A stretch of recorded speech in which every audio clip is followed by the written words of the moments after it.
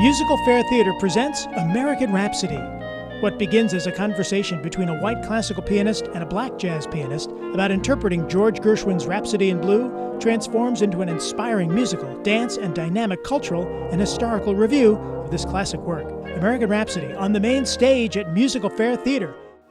Here we are on stage at MusicalFare with the one and only Richard Satterwhite. Hello, it's so good to see you. I appreciate one and only. Good to see you, Kim. And it's so nice to sit down with you, and I just had the pleasure of seeing this performance. Very respectful. I think so. No one, it didn't feel like anyone was going after, one character wasn't going after another character, No. so much as in the audience it felt like I was watching people striving to connect.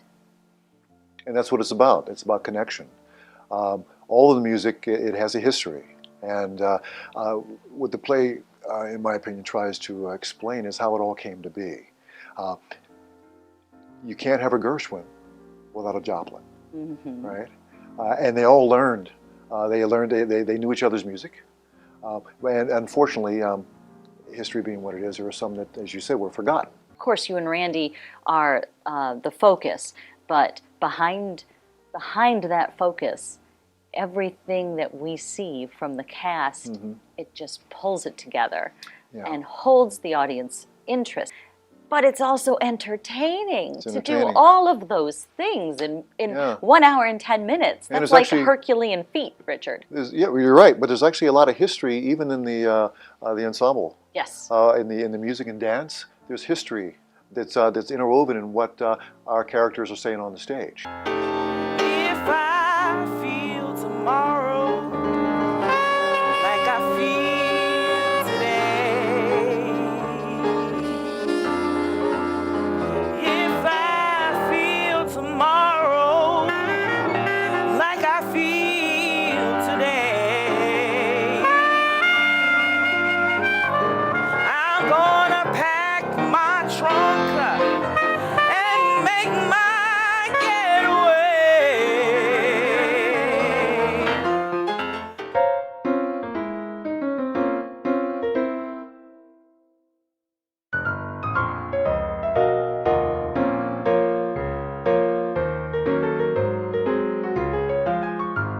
Musical comedy is the name of the game in A Gentleman's Guide to Love and Murder. And we're having a sit-down with Western New York's favorite actor, Mark Sacco. Hello. Hello, how are you? Wonderful. Thank you for joining us. You have a really interesting part to play in A Gentleman's Guide to Love and Murder. So fill us in a little bit on what's so fun about what you're going to do. Well, I played the Dysquith family. So I play an aristocratic family. I play all 9 of them throughout the show. And so you're one man playing 9 characters. That's correct. Yeah, so some of them are men, some of them are women. There are various ages. So it's a lot of looks, it's a lot of costumes, and it's a lot of mayhem.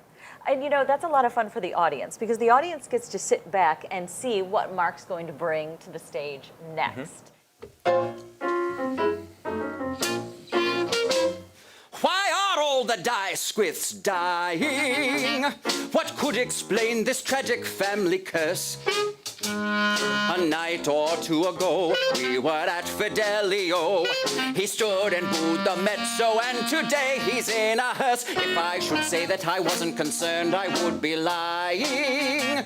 One doesn't like to think of one's demise. With such events you see how fragile life can be.